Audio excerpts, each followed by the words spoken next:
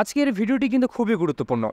Centralised admission পোর্টালে first ফেজে যারা অ্যাডমিশন করেছিল তাদের অ্যাডমিশন প্রক্রিয়া সম্পূর্ণ কমপ্লিট হয়ে গেছে, তাদের ডকুমেন্ট ভেরিফিকেশনও কমপ্লিট এবং তারা কিন্তু খুব শীঘ্রই ক্লাস আরম্ভ করে দিবে।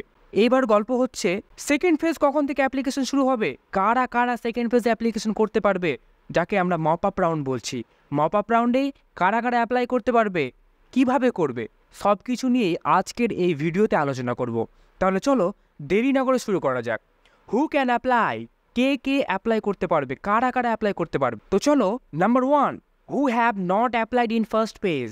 যারা প্রথম ফেজে অ্যাপ্লাই করেনি, অর্থাৎ যারা নতুন, যারা জানতোই না যে অ্যাপ্লিকেশন কখন শুরু হয়েছে, ওরাও কিন্তু এইবার মপ আপ রাউন্ডে অর্থাৎ 8 তারিখ থেকে শুরু করে 17 তারিখ পর্যন্ত, 8 আগস্ট থেকে 17 আগস্ট পর্যন্ত মপ আপ রাউন্ড চলবে। এই মপ আপ রাউন্ডে তারাও কিন্তু অ্যাপ্লিকেশন করতে পারবে। যারা প্রথমে ফার্স্ট ফেজে অ্যাপ্লিকেশন করেনি তারা করতে পারবে। এরপরে কারা করতে পারবে? Who have applied in first phase but not allotted any seat. যারা প্রথম ফেজে অ্যাপ্লাই করেছিল কিন্তু তাদের কোনো সিট অ্যালোটেড হয়নি, তারাও কিন্তু এই মপ আপ রাউন্ডে অ্যাপ্লাই করতে পারবে। আর কারা পারবে? Who were allotted with a seat but did not take admission. যারা অ্যালোটেড হয়েছিল, সিটও পেয়েছিল, কিন্তু তারা অ্যাডমিশনই নেয়নি, তারাও কিন্তু মপ আপ রাউন্ডে অংশগ্রহণ করতে পারবে। আচ্ছা, আর কারা পারবে?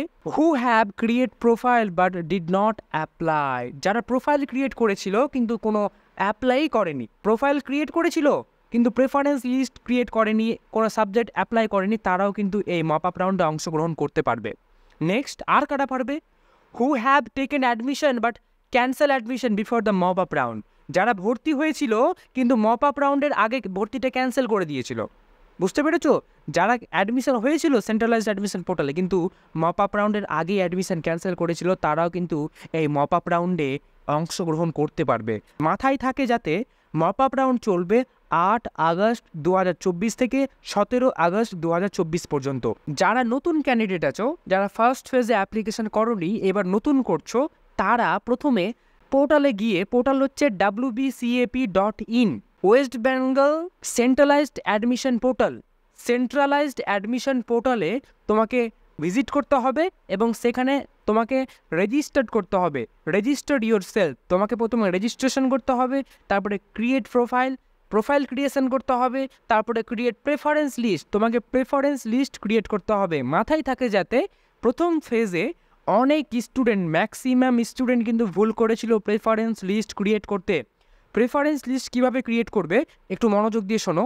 তোমার যে সাবজেক্ট এবং যে কলেজ তোমার ভর্তি হওয়ার ইচ্ছা এবং তোমার বাড়ির যে কাছে তুমি যেখানে ইচ্ছা ভর্তি হওয়ার, সেই কলেজকে অর্থাৎ সেই সাবজেক্টকে তুমি 1 নম্বরে রাখবে, তারপরের যে সাবজেক্ট থাকবে তাকে 2 নম্বরে রাখবে।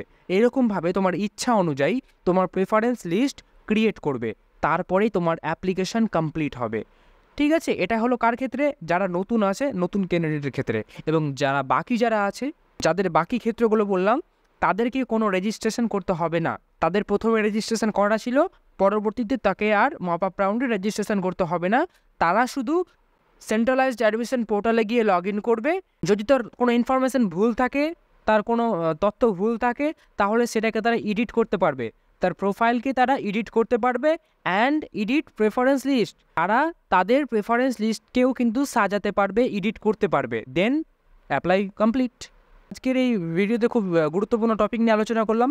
যারা কলেজে ভর্তির জন্য ফর্ম ফিল আপ করেছিল না, তাকে তুমি এই ভিডিওটি অবশ্যই শেয়ার করতে পারো।